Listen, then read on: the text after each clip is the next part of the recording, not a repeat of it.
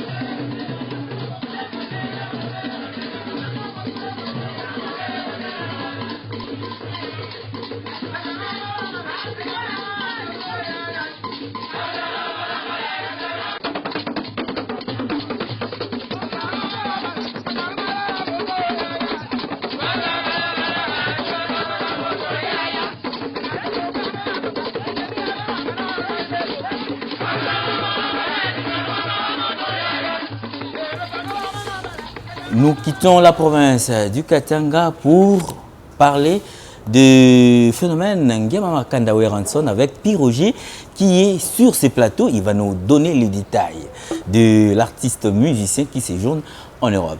Mwana Mboka, Piroger. Steve Kongolo. Na sepe koyamba na émission Sankai. Anga pe na sepe penza koya wana kati ya manaka mai Sankai biso tanto okola. Toraga pepe kala imbara Sankai cadence.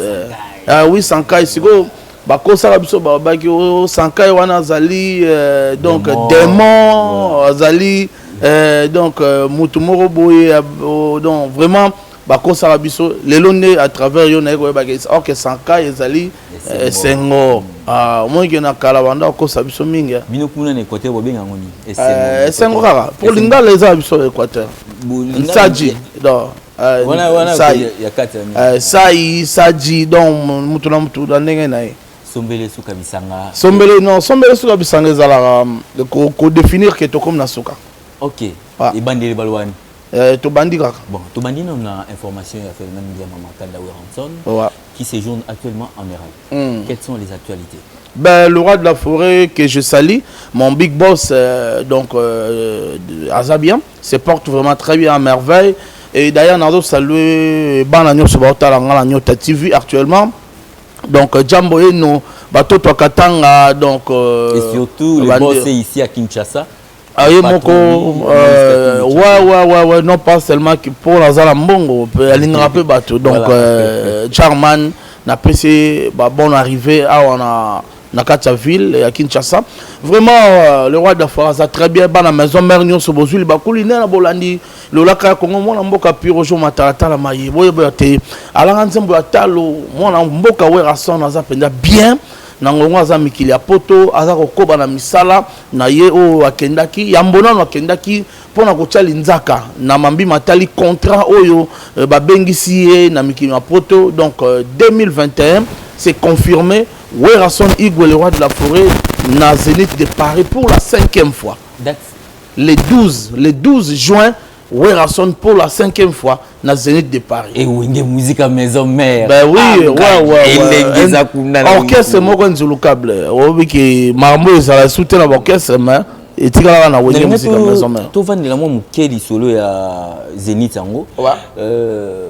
Oza un ancien du groupe Wenge musique à maison mère. Depuis 1997. Comment voyez-vous l'évolution du groupe? Ben oui, l'évolution. Wenge ya ba Bill Clinton, Ferregola, Chetani, Wenge wana, oba betara Zénith wana. Na Wenge oyo, yaba Nicodème, yaba Parfum d'hiver. Est-ce que fou les années moko? Wenge les moko parce que Wenge zara moko architecte aka moko le roi de la forêt. Yé muta salaka. Donc yé muta pe sa idéologie zara yé. Donc yé loko la zali donc Wenge zara ndenge moko. Voilà. Tout le disciple, le roi architecte Azara Yewanara Moko, et donc Wenge changé. À l'époque, la plupart de ceux-là qui ont assisté à un concert et à un phénomène à Paris,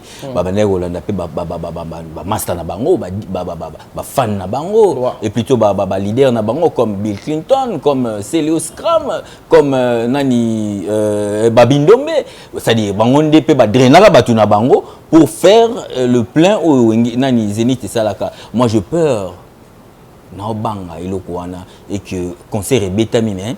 foule au phénomène de la drainer bayati. Ben je n'ai habité ouais rason là habité na Sun City. Est-ce que kuna baby va combo tangaki? Otangi wana non baby ouais rason. Tant ouais rason habité en Afrique du Sud na Sun City na le président Mandela. Est-ce que le public là bayaki baby va combo wana otangi te baby kara ouais rason. Pour dire que l'architecte c'est Werason. Au monde va concert au monde à Werason, batu ba réaliser batu à Werason. Prévenez que bateau tangi combo. Les lo basé sur Werason. Est-ce que ça la marambo Werason? Ba ça la ngote. Pour dire que c'est Werandé. Weranda musisa. Wengezan c'était Wera musisa. Biso tout oza makasa, toza bitap, toza banine. Ça ngonga na biso koki au lembi, au bukani, au kwei, mususa sikeboti. Or pour vous répondre à votre question, na 5e zénith badikode un peu bana batuna bango badinara. Non, je n'ai pas dit que bazana batuki. C'est-à-dire ndenge bango bazala na batuna bango. Écoute, la musique lelo est fumami et comme élargi mon frère. Ben oui. Badaju baye banani sadi ba fan ba komi partager. Et empêcher te que Werason atikala ka Werason. Donc Werason a phénomène. C'est au tali Werason a que beta na Zénith on a pas mbatté parce que va réclamer. Ah, c'est une réclamation. Oui. Ok. Au moment où tu as vidéo, en Europe, en Amérique, comment tu as une vidéo, tu as réclamé Werason. Babi ambiance ne zongité. C'est vrai que musique est zongi, mais ambiance ne zongité. Parce que le Werason, tant à yaka poto, maman ou bateka ba restaurant, ba zongi la cop. Maman ou ba ndego bateka bilamba na poto, ba zongi la cop. On s'entend que le mouvement est continu na poto. Donc, il y a un phénomène à Fongola ya masolo. Effectivement. Roger, oui. Tu me confirmes? Je te confirme. Total on a Zénith. Tout na Davin Toulouse de Parigo bayebi mambo Davin Toulouse de Bruxelles bayebi Ale Binsika na Belgique bayebi que Werason la kota kaboy. Au monde avena Sylvie Kalumu na obenganga bi projet président abino azarandenge ni do ça koti il faut sentir que mboke ningani mamna le beau président Golf Kizola et bien très bien. Est-ce que le phénomène a négocié avec les combattants? Ah ça un problème na bangotin. Je dis négocier parce que on négocie si un problème. Et comme le jour J télémélino conseil rebeta tende basela qui notre frère Fali Poupa na Yurena. Non, Moni, Werason, le roi de la forêt, c'est d'abord l'ambassadeur de la paix. Werason, le roi de la forêt, lorsque Makambo et Banda qui Banda rendent panay, Makambo qui combattait les Banda, et Banda n'a pas empêché Werason, n'a papa ou Maba Betana LSC. Orebi, tant Maman et Banda. Alors, tant empêché Bango, Werason va chaper morceau dur, va chaper tête haute. Parce que tête tu en es qui un papa ou Werason pèse lourd dans Mikila Poto. Mais, étant que les compatriotes, les patriotes, les nationalistes, c'est un monde qui est congolais, ils ont revendiqué ma camon, ils nase. Babino, il faut te rappeler bango parce que ça bande qu'on a biso. Je me rappelle encore dans le concert mo Babindo Babundaka protéger à Werason. Te voilà où tu as kala voilà où tu phénomène combattant te voilà c'est ka ba musu ça qui début à phénomène wana. Te voilà, pour dire que Werason a yoka iba combattant, a tikelé en pétant la bango plus de 10 ans mobima Werason a se produit sur la pototé. A tikelé de connexion à combattant, se manifester ba bimsa oyo bango ba. Bazaki nango. Mais eloni est si la raté. Ata film a yezopé et si là. Vous comprenez? Ata mbula ya Noé et betarapé et si là ka.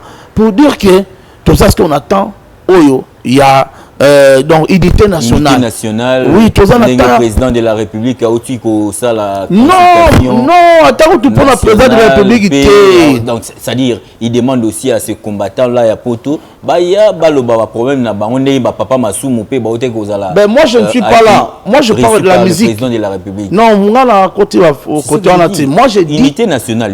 Unité nationale les alliés conscience à congolais. Tous les Congolais mito to commune esprit moko unité nationale tous wa mabe na biso to bois kana mai. Au comprendre mito to sangana total la direction moko pour le développement mboka na biso. Pour to combattre culture te papa na ngai. Au comprendre mboka msu se développer kana culture oyo à travers ba art na bango, ba artiste na bango mboka pe tombwami. Et lelo moni ba artiste na biso to za na bango baza ba grand ambassadeur mon frère. Bien sûr. Ba grand ambassadeur. Et ça ba mboka msu nga projet na voyage ba yebi président de la République te ba yebi musicien, ba yebi artiste et comédien. Oya mboka wana. Je te jure. Nga na kenda Dubaï. Na Dubaï ba yebi ke Mobutu azalati lelo. Ah, Je te jure que na kota maison, moi je te jure que na kota maison, na lata polo ya orange. Na lata ya Renaissance, puisque moi je suis fan de Renaissance. Et bah, Talina, bah, tout le monde ivoirien. Ngabi non, congolaise. Congolaise, DRC. Ngabi ah, DRC, président Mobutu. Ngabi non, Ardaya Kala. Akufa Kala. Oh, vous comprenez? Babi DRC Verasson, Ngabia Werasson, DRC Fali Poupa, DRC Kofi Olomide. Vous comprenez? Donc, on se réfère à travers l'artiste. Okay. Pour dire que nos artistes sont grands ambassadeurs à Mboka. Alors, tu combattre la culture, pour dire que Werasson a un problème, on a combattant. Preuve que depuis Werasson a signé le contrat, Azan a mis la poto à l'aise. Allélo, ça fait 3 semaines à Mikila Poto. Est-ce que c'est eux qui revendication non, pour dire que le Maroc se tourne déjà tout à côté. Aoutia qu'on livrer plutôt qu'on livrer interview comme ça la interview na France 24 Hollanda Kiango. Ben oui, on a un marketeur na Hollanda tendeni donc na Hollanda qui m'a conduit d'ailleurs on félicité pour français wana Werasson la l'arcibiso pour moi que non c'est incomparable. On sentir que et acoustique quoi bêta qui on a en tout cas non pour dire que Werasson la machine à musique congolaise. Qu'est-ce que je veux dire par là les producteurs puisque tous a produit na ba producteur oui, étranger. Na remarqué pe communication à maison mère échanger. Oui. C'est-à-dire vous sentez vitesse du professionnalisme na kati ya orchestre na biso ya wenge musique maison. Ben oui, parce que qui sont ceux-là au baye ko joindre groupe. Donc d'abord marketing ya wenge musique maison mais d'abord ça costaud puisque on a des Piroge Mwana Mboka, on a des Sankara, on a notre directeur Pichu Musungu de travail à dire. Et tout ça, on manager. Na Kinshasa, tu as un manager, Sony Kamana. Mon ami, je te salue, Sony Kamana. Tu as Sony Kamana. Et na Libanda international, tu as Sorel, un Camerounais. C'est lui-là. Oui, Sorel. Donc, que je salue d'abord. Aza Camerounais, mon Aza Makasi, dans le management, donc la musique. Il y a un tiré par producteur. Et aujourd'hui, je vais dire que Werasson Aza produit par Indien. Tarab Indien, oui. Donc label moi indien maison moi indien où il va découvrir artiste à travers son manager on va découvrir ma nos artiste à Salaka et attirer on va produire une fois encore na Zénith de Paris. Donc il y a un moni donc toujours qui est la communication très professionnelle parce que tout c'est la public marbango déjà bandé. Donc le retour du roi titre il y a concert on a retour du roi. Makamou DG Bandi, le phénomène Ngama Makanda Werasson a donné une interview dans la chaîne France 24 et je vous propose l'extrait de ce qu'a été cette interview. Merci.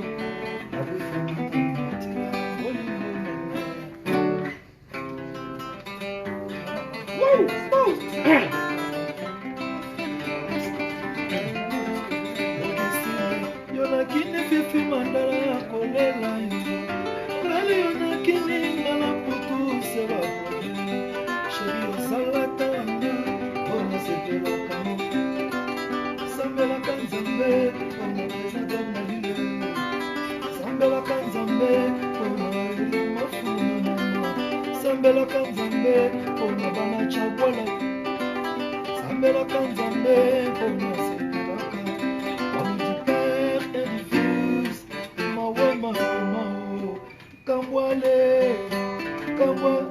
Eh, à moi? Ouais! Aïe, Chouba, aïe, aïe. Babi Oyo, beaucoup là dans la Zénith. Vas-y. Ben t'as dit.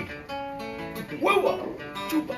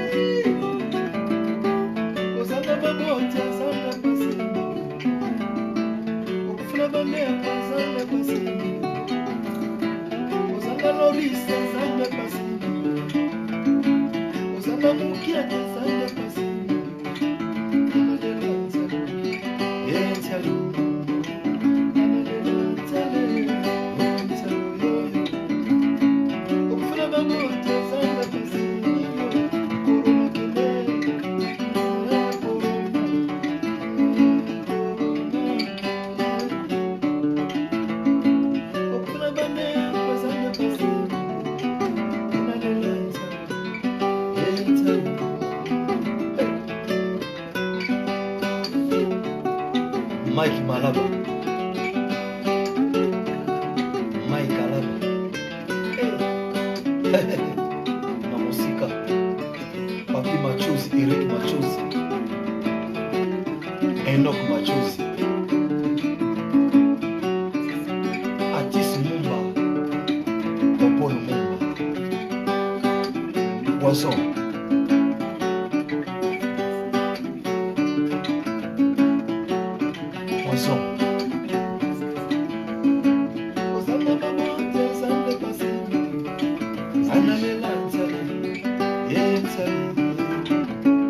Merci beaucoup, le Wera Sonic, Génération Maison Mère, Banjoui, Ligue des Champions, le fidèle de Wera Son, les intimes, le chancelier, Génération Maison Mère, super de Wera Son. Merci, rendez-vous l'année prochaine, le 21 juin 2021. Le 12 juin, je m'excuse, 2021. Stage, la Zénith de Paris. Merci, merci, merci. Voilà, vous venez là de suivre l'artisan de la non-violence et le phénomène Nyama Makanda Weranson personnellement. C'est confirmé. À Yembi Yembi, Nini Bourgeois, dans Zénith de Paris. Le retour du roi est proche. Le phénomène a aussi visité l'installation, c'est-à-dire studio, il y a Sek Bidens, l'architecte du son de la musique congolaise, c'est-à-dire Abetemo Tourouana, Ayokinzembo Yuluma Biala Nakata studio. Il y a quoi entre les phénomènes et les studios en question? Ben oui, Weranson a travaillé en Bagram, a travaillé toujours en Bagram. Partout Weranson a kenda. Au moins le patron a fainéanté. D'être batumsus. Il est venu à fainéanté. Weranson a la raté. Il est tout le temps il travail, il travail. T'as la que poto, t'as qui peut m'outupo, a peu matin, a qui peut m'appeler parce qu'il a beaucoup travaillé. Mais à comme sur la poto, il y a un studio, il y a un clip. Donc pour dire qu'il y a un travail mingi, à travers Petrona, cette bidance monganga, à travers l'album est belé, au sotali, solo la bien, on a sotali, qui vous sent plus d'ailleurs, mon bimba, c'est cette bidance, à travers Troana, sotali, la kelele, l'album est belé, ouais, rason, et à travers cette bidance. En même temps, comment il y a poto, rola, la pongite, à quel coup dans la studio, bandersou, moussala, moussous, donc pour dire que, a préparé le mot Jesus. Donc, Aza, c'est un studio. Aza, la studio, on a eu sa bande à Lushi. Bozo talanga batoto atoto akatanga bozo talango lingi mabanga 09 98 12 30 62 09 98 12 30 62 babwa konde babwaka bagilenti sol oya joli kabelo mwasa zanga mbanda ndenge babwaka ba Darius Osila ndenge babwaka ba Clet Kabe ya Corino plus important que le colton. Pourquoi pas babwaka bino ndenge to bwaka Papa Solution, son excellence, Papa Richard Mouyège Manguez, Papa Solution, Papa, ce qui a monier boy, maman aussi Solution. Bota la équipe n'a pas on bêta, hein? Pour dire que l'équipe est outil à et mati et suis Solution. Donc pour dire que Werason a préparé le Kasika, bino tout bolingi ma banga na lobi bien numéro ça plus 243 9 98 12 30 62 au Bengi to orienté yo. Voilà, je vous propose de suivre l'ambiance Carigné lors de visite de Phénomène Yamamakanda Oueranson au studio de Sek Bidance, le papa de Lenny Bidance. Le grand bâtisseur.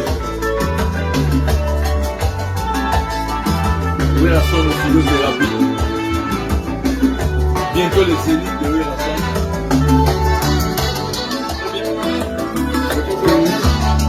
Voilà, c'est 5 vitesses. Vitesse. Ah ouais. De la forêt, le roi de la forêt.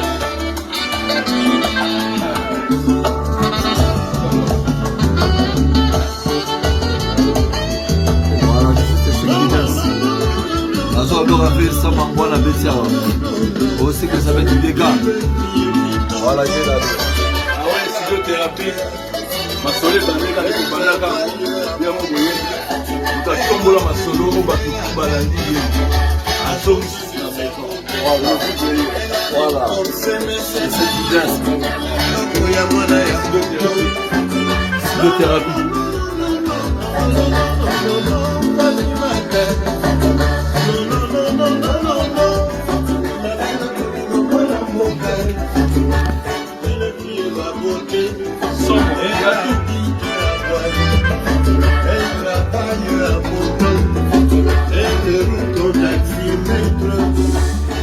À l'occasion de la visite Naye, le phénomène Yamamakanda Oueranson, nous sommes surpris. Il y a eu pour moi, c'est la première fois que le phénomène Ayokanze Mwami Kolo ba Samangwana et les Kelingai. Est-ce que le phénomène a préparé le mot na Kulutu? Ben non, Kulutu Samangwana si ba yemba. Baimba lisusu we na komana baimba nzembo mo boye titre na bosse nzembo la paix baimbela ba orphelin hein kosalisa mwana oyo yebite ezali lokola likabo pesi na nzambe na motema moko baimba ngo na portugais baimba pe na lingala donc déjà baimba et là na vidéo na télé lo kamusina c'est rare au monde aller sur leader mo ba vandi azoka musique ya artiste mususu pe non seulement Mikolo ya artiste mususu pe pour moi musique est dans la concurrence loyale musique est dans le monde de concurrence loyale donc na mona ngo binatema na ndi makelo présent na ngawe Hassan abangati yebina bangati yebina la ouverte moi qui a eu une musique ya Fatimata voilà donc pour dire que et là monsieur Zoya kalate bon mon la surprise. Merci beaucoup Pierre Roger nandenge Ozaki ko pesa biso confiance premièrement il y a ko les émission yo Sankai bien que moi na sika to kende ko exceller petit à petit, avec Bokassi, il y a Gilio, il y a Aimé. Ah ouais, Gilio, après ce mot, Belena, Aimé, donc vraiment, Ndebobi Singa la mise bana ya Kinshasa, Katanga, Kolwezi, bana Likasi, bazo talanga, pour bamboka nanga na vanda kuna. Donc on a yebinde total à Nyota TV, meilleure chaîne quoi, donc chaîne Morumunene. En tout cas, on a tendu boton du nengo pekinga tango na kwa koipsa na baimboka mambi matel basonga mona mboka wera son na kolika te baike ba sepel ko mona mboka piroger lo laka ya Congo matalata maye na tina ba kwa koyamba basonga tali lombe mobile ya minduli ya Congo mona mboka wera son na bosukisi na ko ya no la tebo kwa koyeba te na mbula moko ya mokonzi mona mboka wera son et tout ko balanga nzembo ya wenge musika maison me ba koingela mikili ya poto pona ko betele biso minduli na kafu e ko zaba e rapena mokolo moi zomi na ibale ya sanza motoba ya mobunkoto ibale na zomi na yoko nde mwana mboka wera son na balanga nzomba ye bakosepesa baimboka kuna omikimi na poto sombele suka bisanga bolo bosuka bingwale malko suka Kinshasa botala wapinga pina na komina suka basango matali mwana mboka wera son sebo sepela ki bo pese matondi mingi na mwana mboka Steve Kongolo oyo ayambeki biso po boka we ko masango matali mwana mboka wera son na lokumu peli memia na kopesa mbote na president Masumu de Brende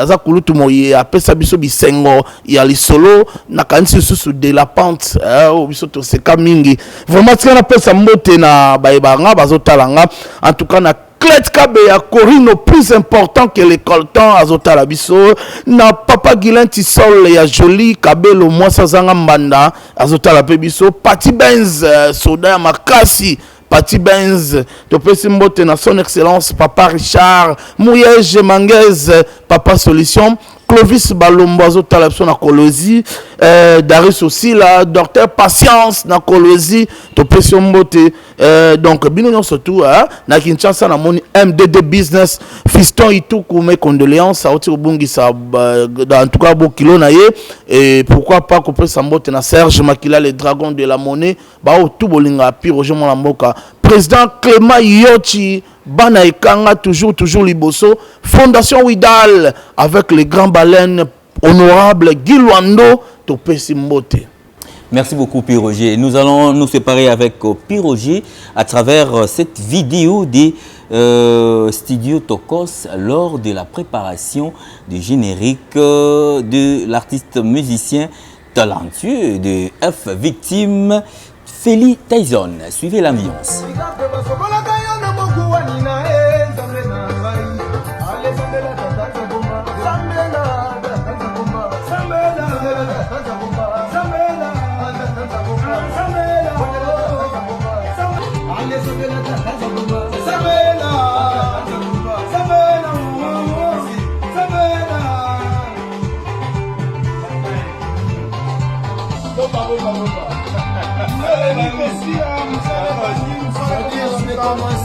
Par vous, avec Félicitations de ma forme, rendez-vous n'a pas fait. Rendez-vous, histoire fait. Chabani Kapinga, Taras.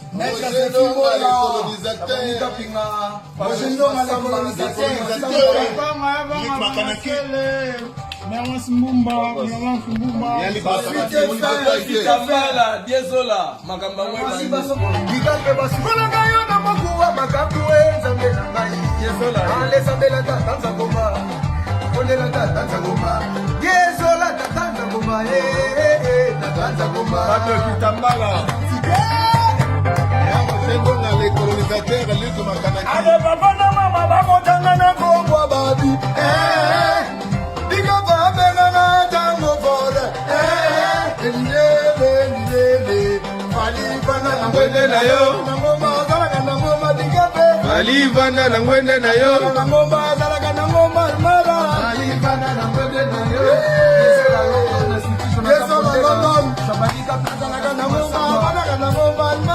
Alivana na ngwende na yo para mayela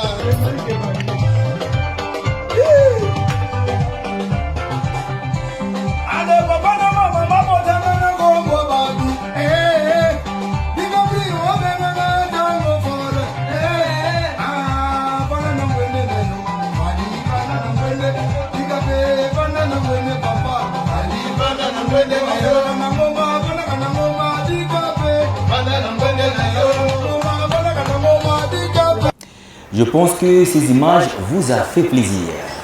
C'était dans le cadre de la consultation nationale que le président de la République démocratique du Congo, Félix Antoine Tshisekedi Tshilombo, avait reçu les artistes musiciens et plutôt les artistes comédiens de la République démocratique du Congo. Et ça fait buzz aujourd'hui que le président de la République ne pouvait pas les recevoir. Pourquoi? Je reçois sur ces l'artiste comédien professionnel de la République démocratique du Congo, M. Massoum de Brendé Yalakaya. Il est plus connu dans le rôle de la pente pour nous rappeler Bounonon. Babotamate, Baïli Majou, Baïbara de la pente, Yé, après la mission Massoum. Tuyamio, mais c'est mon émission Sankai dans notre télévision. Na Sepeli. Ozawana, toujours la film Kimbaru et Bima. Ozawana, Ozoleka bientôt là dans notre télévision. Tout le monde a actualité. L'actualité est dominée par la consultation du président de la République à Nino, Lélo et Salam Makele. Et belé, c'est pénité né à Libye, tu évites pour l'anime. Faut vous puissiez se répondre pour l'anime. Et ça lit Missou Soumité Mamadi. Non, non, na segi parce que bon, oh bah zolo bandengwana d'abord bazana catégorie à complexé, catégorie à jaloux, catégorie à tomité Mamabé. Et si que lokola biso tosalaka tantôt ko sepelisa batu ko pesa esengo bazokandisa ke biso maintenant toza na se alors que biso toujours pratiquer art et que na kati association na biso ya un TPC ya artiste comédien toza na batu mitu esalaka les gens balingi ko comprendre ngote. Moi-même qui vous parle, Massoum de Brendé, je suis gradué en art à l'INA. Je suis licencié en gestion et administration des entreprises culturelles et touristiques. Donc je peux occuper ma fonction surtout au Yobande Kwaza Kanisa que biso ba comédie to kosala monter. C'est la même chose na ba bodo, ba ilombe, ba tout ça, et belé na to pona makamba art. Mais si côté on est comique au président de la République azobengisa tout pour que nous puissions makanisi na bango ndenge mboka isoko kenda tout ça non dès qu'on trouve tiens Massoum de Brendé on voit des comédiens. J'ai même suivi na Top Congo réduire bino des guignols, c'est-à-dire le président de la République a reçu des guignols. Ça m'a fait vraiment très mal sans si à considération wana vis-à-vis na bino. Donc ça batuka ka baza mitema babé puis bon on dirait yebi biso malamu te puisque ozolobela makambo histoire bato yebi histoire ya mboka na biso tant ba consultation nationale esalemaka na l'ère Mobutu c'était en Nsele et bato période wana yebi banani to nani o azalaki parmi ba meilleurs balobaki na président Mobutu makambo mboka. Il s'appelle Massoum de Brendé Yalakaya. Batu nyoso bazolanda biso soki nazokosa batu o ba yebi histoire mboka soki nazokosa baloba nanga yi. Ba yebi yango très bien que Massoum de Brendé pas un chimiste pas un bendese mais comédien. Je suis allé aux consultations populaires en tant qu'artiste comédien. Président il y a association les Rwanda ya ville Kinshasa il y a comédien. Et pendant la conférence nationale nous avons été là, j'étais là en tant que comédien, yebi très bien. Autres ça qui même dans la commission, même dans la plénière, yebi. Malheureusement, il y a un peu mboka na biso.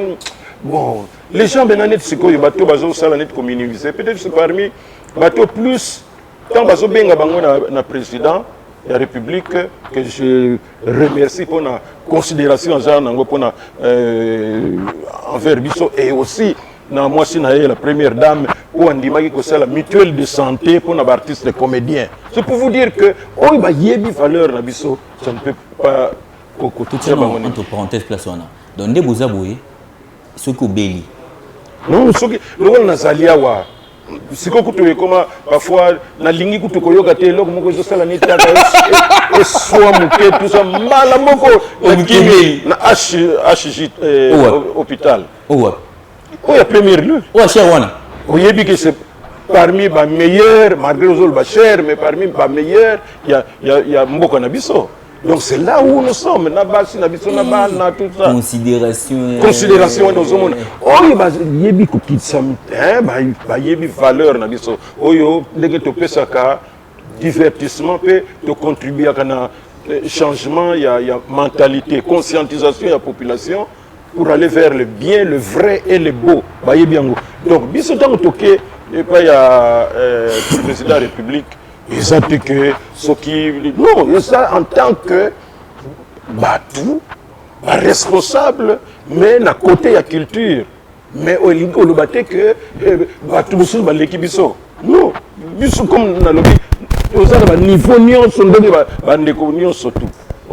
Et nous avons dit ce que nous pouvions dire et parole ya souka ya président de la République. Ça vous a fait comment au côté national au moni yeme avandi kuna nde avanda wana? Non, au côté national d'abord. Tant que je peux se moter na sourire tout ça. Et bon amona c'est kai makasi. Simplicité d'abord. Ubani ko tangaka to silisi atuni biso. To solo la na monoko nini. Biso lobi ça dépend kaka. Si vous avez lingala, ça va, si vous avez français. Si vous avez bon, alors ce qui boye, tout ça, tant que vous avez français, là, vous avez lingala, assez peu d'abord, ça va. Mais il a préféré tout ça dans lingala. Ça va, pas de problème. Et puis, à remercier Bisso, on a dit qu'on répondre à l'invitation. Et puis, il y a des Bisso que, souci, il y a des na étape commis. Azomona quand même qu'il faudrait maintenant que Bongisa tire bien pour que Akoma na objectif na yendenge alaga ki na population. Alors tout en sous pambaté tout ça linga sala boy tout en sala boy alingi maintenant vraiment makambo ekende. Alors bino sikoyo. Vous êtes artiste et comédien, c'est vrai, mais vous êtes des citoyens yamboka oyo. Très bien. Bino sikoyo bozomona ndenge nini. Alors malheureusement, on a bolobate na émission oyo. Yo za mulanga pembe papa masumu. Bomba raté. Ko bomba té papa masumu. Mulanga pembe ne veut pas dire que yangona siko bat bazolo ba que o ba yebi bisote ba talaka batuka papa mba. Non. Primauté eza epa na ye jour ko pesa discours tant ko yoka paragraphe moko bo paf to yebi sabino que entre autres pe bisoto pesa ki pe makamwana. Mais du moins alobika que souci na ye eza yangwana biso tolobi na ye merci d'abord na ndenge oyambi biso et résumé na biso en tant que d'abord artiste et congolais tout ça na besoin ya kimia tout ça na besoin que prospérité ya peuple et salema que eloko moko te et tout anisa vitesse oyo ekoki komema biso na progrès collectif ya population que les gens batika parce que au moins même temps ils la kabisika et même place de esika so yamba ba so tanga ko yanda ba proposition ezali pour que ba meka ko fongola boye et puis ba ko taper bango et tout ça mais ce qui est différent na biso nous demandons que mboka ekene malamu pour que biso ba production na biso ba salle ezala tout ça voilà, nous jouons en parlant de ça à promettre minoni. Non, je ne dis rien du tout. Je ne dis rien du tout parce que moi je suis président de l'association. L'une des rares, vous voyez que l'ANTPC, association c'est l'une des rares associations d'artistes qui existent, qui peuvent fonctionner normalement. Est-ce que vous avez des musiciens qui sont dans l'association, les gens qui sont dans la salle, qui sont un peu pour tout ça. Mais Bisso, en tout cas, quand vous allez, il a des têtes pensantes. Vous voyez, Elombe, qui est d'ailleurs Mikolo, a commis avocat. Donc vous arrivez là-bas, vous avez... Maître Elombe, je vous salue. Donc tous nous pouvons saluer. C'est vrai que les jeunes, Sikoyo, bon, pas tout le monde, mais certains, peut-être pour avoir échoué dans la vie, bazomona ke on dirait voix wana facilité les caméramans yaka tout ça eloko moko vraiment ego sepesa batu on commence à filmer papa mais tant que la nani tête ni que tout ça parfois des insanités et bakosala bango moko te autocensure rien bakosala kaka kilo yenge balingi visibilité na niveau ya poto et bon voilà. Mais nous sommes une association responsable. Donc, je ne peux pas venir ici à la télévision. Mais, conclusion, il y a le président de la République. Président Massoumou, merci beaucoup. Vous avez parlé peu, mais bien. Aujourd'hui, vous avez parlé peu, mais bien.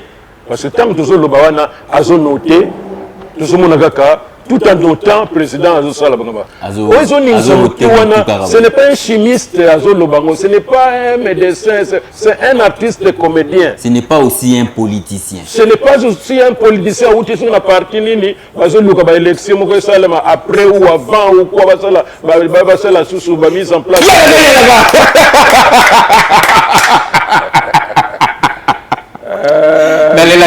Non, avance papa. Donc nous, on était sincères, on a dit ce qu'il fallait et on a vu que le président a été réceptif. À la fin, vraiment, Yemoko, en tout cas, très bien.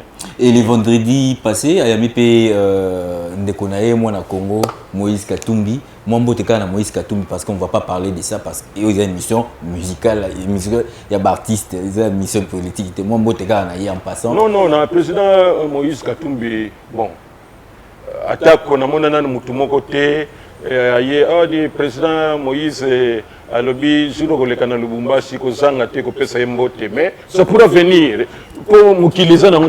Donc, Mbote Mingi, le président Moïse, le fait qu'il y a Kondima Koya, Ezola Kisa, Komi Kitisa, cela veut dire que Mboka na Mboka est un konzinango et à chaque période, a konzimazalaka. Et que ceux qui me konzazana, bino ba mususu bozane sika wana te bon sala tout so bon sala le côté malam bovanda tranquille mais ko tia bakale te na ndeko ya zakuna po yo jour ko yako koma pe na place wana soki ba tie bakale ezaka ka ya été bozo tia bakale mais ça mboka mobimba eko perdre na nini wana donc le fait kaka tango na yoki kaka que président Moïse Katumbi ayene atisasa wana ba consultation voilà batu oyo biso tozana bango biso na bango o ba yebi comme ayebi que actuellement mutu moko comme na ye Fachi qui est président de la République et qui a bengisi ngai po apesa na pesa pe makanisi na ngai na sens que mboka na biso ekene liboso. Merci beaucoup. Vraiment je le félicite beaucoup et puis bon bandaka ka ba makambo na ndenge sala ka tout ça et puis neti ngai na lingaka football te na yeba kuti ba joueur te na yeba ka te ba numéro 10 soki za kanini tout ça mais na linga sport mingi football à partir ya Mazembe na ndenge ba organizaka orchestre nani pardon équipe na bango oh non mais c'est formidable pongai de naissance lokola papa na ngai azalaki dragoman donc na linga ka dragon Bilima, mais sans que n'aille pas joueur ni et c'est comme s'entraîner. Aussi pour ta équipe. Voilà. Papa Massoumou, vous êtes parmi les administrateurs, il y a Sokoda. Est-ce que na consultation wana bo solo la pena président nandenge juste en passant pour la bonne marche à Sokoda? Non, je pense que au Italie Sokoda Yé ayebi yango déjà avant que tout ça la consultation parce que assis à Yamba président du conseil d'administration Nio Kalongo aussi on bonne à la télévision ça ne date pas de longtemps donc ayebi yango très bien alors ce mo konza yambi bino oyo ki ndenge na lobby aloba ki na biso on a parlé peu mais bien donc makambo oya oyo sengeli na ngonga wana donc Sokoda isa et donc, d'abord la coloration et Mabé, parce que d'abord, les gens ont toujours pensé que société congolaise de droits d'auteur et de droits voisins, Sokoda, ils allaient pour les musiciens. Ils allaient pour toutes les disciplines confondues, on a créateur des œuvres de l'esprit. Ce qu'on a créateur, il faut aucun na Sokoda on va protéger œuvre na yo. Comment déclarer yango artiste ou babandisika procéder plutôt pour que leurs œuvres soient protégées par la Sokoda. Bon, disons d'abord que un artiste ou un jeune a créé. Mais ce qu'on crée au van nanda kona yo, les apona yo nanda kona yo tout ça. Mais ce qui est comme ma public, tout le baké, nzembongo et bandi koleka na ba radio. Il faut bénéficier d'un droit d'exécution publique. D'ailleurs, peu d'artistes, heureusement dans le domaine du théâtre, nous avons conscientisé vraiment les artistes comédiens pour bailler yango. Dès que les candidats en fait, vous représentez l'artiste nyonso. Comédien. L'artiste nyonso, il y a comédie, il y a musique, parce que vous faites partie. Il y a membre, oui. Voilà, il y a Sokoda. Mais ngai siko kuna nazali lokola tolobi que za multidisciplinaire. Ngai nazali kuna comme représentant il y a ba artiste comédien parce que dedans nous avons le professeur Lema. Il est professeur à l'Académie des Beaux-Arts. Okay. Il représente l'artiste plasticien. Bazala qui na maître Liolo, mais maître Liolo à hauteur de Kabiso. Nous avons pasteur Angela Kombo et Zoya. Nous avons directeur Mbaki Mazakala, directeur na RTNC. Le coup là, à ça là, émission na yé, oyo abimisi la wani na yé, tout ça il a dit, oyo na ko déclarer en gros parce que ba na les capé babisika et tout. Il représente tout ça na yemoko le PCA Nyoka Longo. En tant qu'artiste musicien, tout ça a Paul Balenza, qui est député, il est député national, il peut avoir un conseil d'administration en tant qu'artiste musicien, tout ça a Elombe, Maître Elombe, Azaliwana, pour un artiste comédien. Okay. Donc nous sommes un groupe, il y a Philippe Lubasso, on a le pasteur Philippe Lubasso, c'est producteur, il y a musicien. Donc voilà un peu l'engue tout ça constitué. Mais donc, au répondre à la question, comment un artiste, pour ne pas parler seulement artiste comédien, abimisi œuvre naïe, à quoi protéger on a Sokoda. D'abord, à quoi na exemplaire ya œuvre naïe et puis bah on peut essayer ba fiche pour à remplir et puis à copier pe œuvre wana oyo sali wana il faut tiango na mikanda ba pesa wana on a signer pour qu'on la kisa que ils allaient œuvre na yo pour que ceux qui piraterie ceux qui mutumoko alinga salango ceux qui non c'est une œuvre qui a déjà été déclarée ils allaient à mutuboye tout ça et à fouti comme moi droit ils ont $40 dès que au Seliango bah j'ai ma photo bah dit tout maintenant malgré difficulté tout ça nango y a comment dire y a que lander la œuvre moko mais du moins dans la province dans la commune tout ça na toi Sokoda ou peut lander la ka ndenge nini œuvre ils ont kende là sikoyo on peut peut-être que comme nous avons ndenge parce que vous voyez ici parfois les gens sont de mauvaise foi, voilà. Tout ça, mais du moins tous les 3 mois ou tous les 6 mois œuvre na déclaré qui ils ont exploité même dans le dancing, même dans le restaurant. Vous voyez par exemple quand vous allez dans la ville là ba téléviseur au monde bazotia ba théâtre même ba restaurant ou bien ils ont les canabages chaîne de télévision batouana ils sont censés payer pour que à chaque période ba kusangisa bambongo wana pour que baba na kupesa na mutu moko domaine ce n'est pas encore ça mais le PCA Nyoka Longo a changé parce qu'avant c'était trop lourd trop compliqué mais maintenant là petit à petit, d'abord, les artistes se retrouvent régulièrement, alors que hier, c'était presque, j'allais dire, presque inexistant. Bon groupe théâtral, groupe Nangaï Théâtre Plus, ici 32 ans. Et c'est parmi ma troupe à Kala Yambo Kanabiso. Et na salaga yango les Rwanda na Zana na groupe Salongo. Parce que le groupe Salongo, ils allaient plus spécialisé pour la télévision. Or, nous qui avons étudié à l'INA, nous avons étudié plus. D'abord, on a joué sur scène. Alors, j'étais un peu mal à l'aise, c'est pourquoi j'ai créé la troupe Théâtre Plus, qui m'a permis d'ailleurs, dans la tournée. Il y a Congo Mobimba, je suis allé au Congo Brazza, je suis allé au Rwanda, un peu partout, et permettant à Tina Bangola, et puis ça a été l'occasion de continuer à se produire, à part au la télévision. Donc c'est l'une des premières troupes à théâtre populaire Yambo Kanabiso. Et Nazana Batutozana Bango, puisque c'est quand même une petite et moyenne entreprise. Malgré tout ça, la subvention, il faut qu'on se débrouille pour fonctionner. J'ai des gens, des artistes qui ont 27 ans, 25 ans, 20 ans, tout ça. La troupe, c'est pour dire que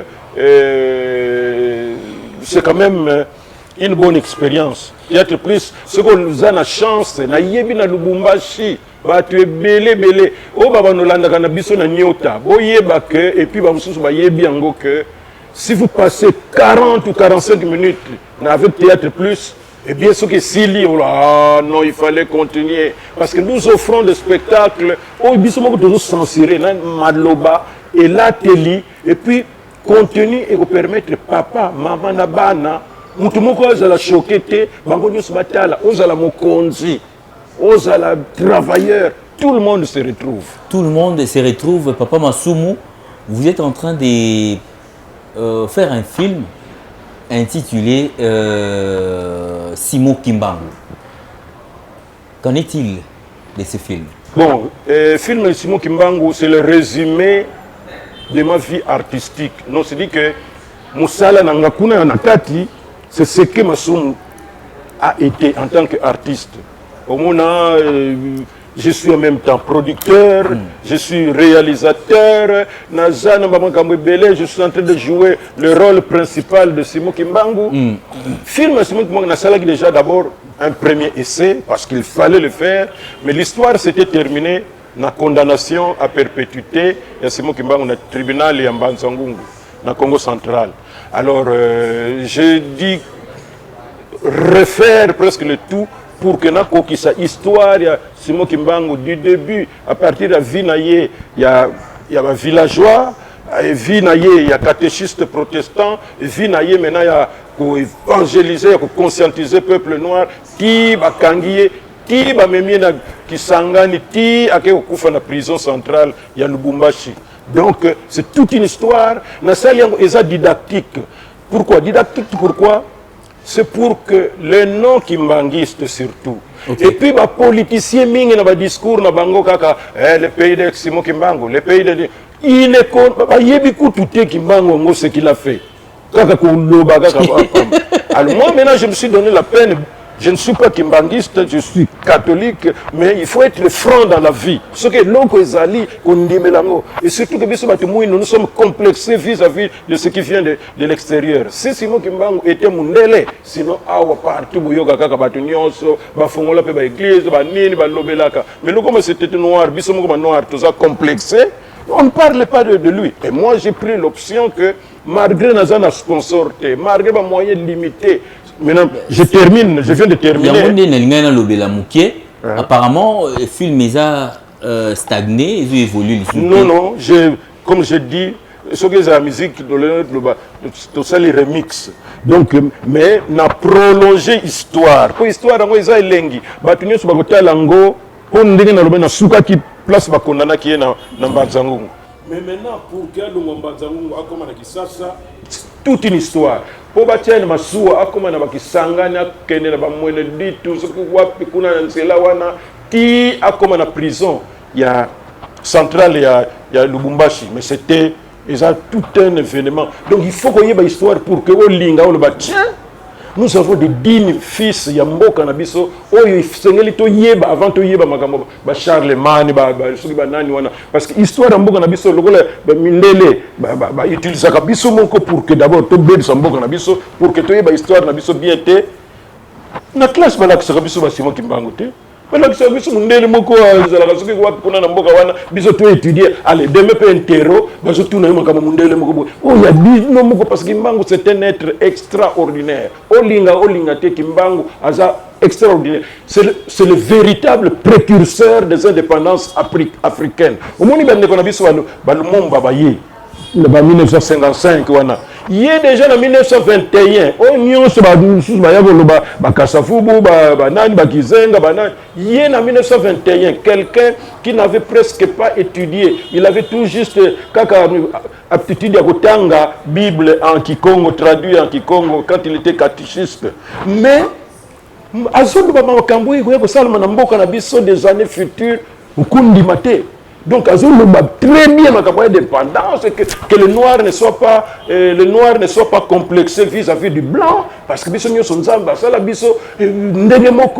vous dis que c'est un être extraordinaire. C'est pourquoi je demande à tous ceux qui sont francs comme moi, aider pour que dans la promotion il y a film Kimbangu à travers le monde. Pour Kimbangu, c'est une fierté nationale, c'est un patrimoine national. Voilà. Sur ce, je demande à mon boss Kitenge Kikumba, les Papa Masumu, les Brendé, à réaliser son film jusqu'à la fin. Et d'ailleurs, le boss Kitenge Kikumba, assis à l'Obanangaï, si Masumu, vous viendrez faire un tour à Lubumbashi avec votre équipe, parce que l'avion est là, et l'avion Mazembewana. Il suffit de comment que place ses alliés, la troupe, et comme le gars là hier, ils ont la parole. Bon, Makamoupe est comme Sikoyo, donc j'espère que le coach Sabiso Nagati avion, allez, Lubumbashi. Lubumbashi et Mbabino, est-ce que tu as un extrait à filmer plutôt Kimbangu? Oui. Na olakisa bango extrait ya oyezali que Kimbangu yena kisasa et puis mindele balobi muto akolekisa biso batangu pamba olike bakenene na ba prison kuna na Lubumbashi ndenge tangami tokende kaka na lutendele tokende to bwaka ye na mai bazuye batie na kati ya fût batie acide na kati bakangi et puis on le jette dans le fleuve bamona kaka mindele bazo sepela bamona kaka Kimbangu yewana bimi et bakomona extrait wana po bamona que d'abord tozana niveau likolo pour satisfaire pour kolakisa que si on est soutenu et lokola biso ba masumu de Brendé malgré l'âge autozui et d'ailleurs pour tout âge ils permettent que expérience on a tous tika quand même ba bilembo ya malamu na mboka na biso les Congolais n'aiment pas encourager les bonnes initiatives to linga kama kambo ebeba pour que tout ce qui songi fait plaisir à Louange Matondo, à Ursule Makatidi, à Merveille Lema, à Virginie Boka et à Stéphine Ourédia. C'est ça, non? Stéphine Ourédia, c'est ça. Et au groupe BGS Salut. Ok. Et l'extrait aussi de ce film m'a fait plaisir à Billy Mikobi que je présente mes condoléances et à vous ainsi qu'à la famille Mikobi et la perte énorme. Il y a moi aussi un grand frère Nabiso, Peter Mikobi. Donc je suis de cœur avec vous. Après ici, tout à la bandale pour tout partager maman. Et l'extrait a fait énormément plaisir à Nanou pour tous les snipers, à Billy Mikobi, à Peter à Moussansa, à Gandhi Louta, mon ami, école maternelle, tout année pour moi là, à Godé Losoko, à Fabrice Moké Kane, celui-ci, je vous félicite d'ailleurs, heureux mariage à vous, avec votre femme Béloti Monsoubi. Papa, Monsoubi, tu commis à la fin, un mot de la fin peut-être, un message et actualité D'abord merci ndenge boyambi ngai nazoyebisa kaka bandeko que tozokoba j'ai 53 ans de pratique théâtrale donc nandimila musala ngo na pasi nango na bisengo tobali toboti bana pe baboti donc tokoli kaka na musala oyo c'est pourquoi nasengaka toujours na bato bakoki kozala na ba moyens pour aider l'artiste comédien méritant. C'est-à-dire que vous sentir que Moutouana, il peut faire mieux, mais les moyens des autres. Et c'est la cas bien que Ngaï, toute charité bien ordonnée commence par soi-même, c'est vrai. Mais ça, c'est un appel pour tous ceux qui méritent d'être soutenus. Vous avez indifférent parce que quand vous aidez un artiste, c'est toute une culture qu'on est en train de faire évoluer. Or, un peuple sans culture ne vaut rien du tout. Et la fierté, une des fiertés, il y a Mboka Nyon, c'est que la culturelle, na bangona bato bazoa prat, na o bazoa kosala endi mama, yangonde bato nyon so bazoa. Donc voilà exemple. Et troupe nanga théâtre plus ezawana, vous soutenir yango. Ils ont 33 ans déjà, bientôt 33 ans d'existence. Tozo Meka. Moutounion, c'est à cause de la présidente de la République. Moutounion, c'est à cause de la gouverneure. Moutounion, c'est à cause de la députée. Moutounion, c'est à cause de la... Mais il faut payer, les comédiens paient, le biso, tout ça là, parce que Moutou, c'est important dans Moussala. Nous nous complétons. Et je pense que Tozo Bunda Pona Makambwetali, statut de l'artiste d'une manière générale pour que les parlementaires soient belé. Mais Moussala, on va faire Bosalaka. Et Moussala, parfois, si on peut faire la commission, la commission, la commission a un rapport après plusieurs jours, tout ça, au moins on appelle session ici, pour traiter parfois 3-4 minutes. Mais ma cambo, urgent. Oh, ils ont la mboka d'interculture, tomeka, na ba législature et belé. Tala makama artiste. En Europe, un peu partout, artistes en général, ont un statut bien déterminé. Il y a même le bamboka quand vous avez besoin d'un artiste pour un spectacle, pour une production, il coûte, il y a catégorie, il coûte, il y a mais biso rien. Toujours bundanango, nous espérons qu'avant Tokufa, Tokumona quand même résultat, il y a Itumbao Tobundi pour la promotion de la culture na biso. Nzamba Sal Sabiso, Nzamba Sal Sabino, et je suis à la disposition de tout le monde. On a besoin de brander.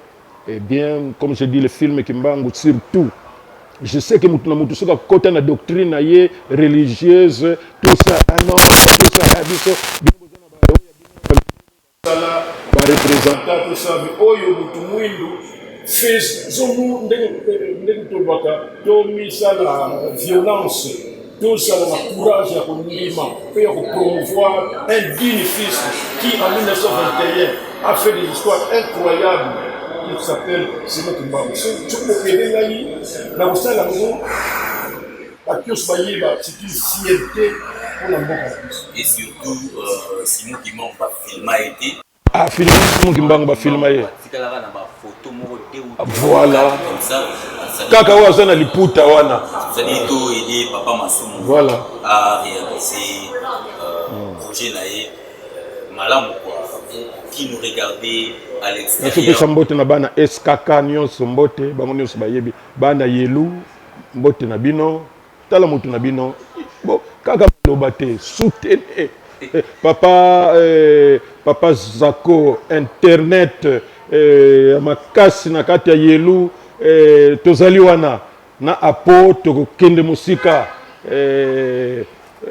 voilà.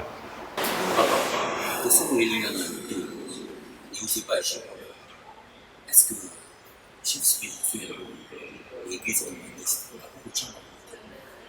chef spirituel et église kimbangiste d'abord bango c'était une surprise nga naza mondimi ya église kimbangiste te mais nazo ndimi la kimbangu koleka même ba kimbangiste msusu et je suis allé présenter mon projet pour que base à la surprise na kengi na nkamba, eh bien le chef spirituel a présenté ngana batala un no kimbangiste azolinga kosala film oyo biso kutu bandimi nanto sala te et puis na ba moyen na ye propre. Nous allons l'encourager à Kokenenango Boso. Et moi, je ne suis pas croyant kimbangiste, comme je viens de dire, mais je crois dans la force, dans en tant que Mutumwindu, moi, coutume négative, c'est vrai, non, mais la coutume positive, moi, je crois en cela. Dans un témoignage belé à Simon Kimbangu. Alors, le problème, c'est quoi? On a dit, ça, c'est un projet très intéressant. C'est Félix Bisso, mais Tala. Non, non. Comment on dit? La priorité, il y a Mikoloyo. Ce qu'on a en Kamba, comme on a construction, musée, il y a 3 étages avec ascenseur. Ok. Mais alors il faut attendre. Tout ça là dans tu vois, l'indépendance, il y a un libéré. Je dis, je vais avancer en étant indépendant. Mais je vais me débrouiller. Donc, il faut dire que j'ai déjà l'appui, comme on dit, moral, tout. Mais, na koki ko zelaté, na programmation, sinon, ni nanga, souci nanga, ou naza nango. L'âge aussi qui avance, au moment malade, non, heureusement que biso, na nini catégorie à bateau, bakoufa kanogité. Parce qu'il y a des gens, au moins, naza na 30 ans, toujours comme moi. 30 ans, oh André, oh, garçon a daillé, oh, fille on a 25 ans daillé, oh, mais biso tout ça, dans la catégorie à bateau, tout où mais là, c'est pourquoi aux hommes bon, évidemment, parce que j'étais enfant, Nassina joua devant le président Mobutu, na Guadolite, j'ai joué devant le président Mouzé Kabila, na Palais de Marbre, c'est un plaisir, hein. Pour un artiste, vous jouer devant numéro 1 Yamboka, mais formidable. Bon, président Kabila, Joseph Ndé, tout ce qui occasion T, mais à travers son épouse, tout ce qui quand même occasion, il y a que ça la paix, Massano Nabiso. Et voilà, merci beaucoup encore. Merci Papa Massono. J'ai dit comme ça, merci à tous ceux qui sont connectés et branchés sur Nyota TV et sur Recam YouTube, d'être connectés et rester plutôt branchés sur nos antennes, car après cette émission, vous aurez un programme costaud qui va suivre. Je vous rappelle que j'ai réussi dans cette émission Birouger des Winnie Musica Maison Mère. Nous avons parlé de concert phénomène Game Makana Robinson. Et je vous ai aussi proposé une vidéo qui a parlé de générique qui sort de l'artiste musicien Félix Tyson. C'est les fidèles du groupe F Victime. Je vais aussi parler de Villanova pour le concert que l'artiste prépare dans la ville des Lions. Alors, si vous avez aimé cette émission, n'hésitez pas de nous écrire au numéro qui est affiché pour part de vos petits écrans. Merci ainsi à l'homme du pape de Ngoma et qui dit bon séjour à Kinshasa. Ok, Moïse Katoubi. Et au coordonnateur de Dynamique Katoubi, Jackie Dala. Nous sommes ensemble, c'est la famille. Et à Salomon Pimancha, Olivier Mili, Kamba Massoulou. Bye bye et retrouvez-nous la semaine prochaine.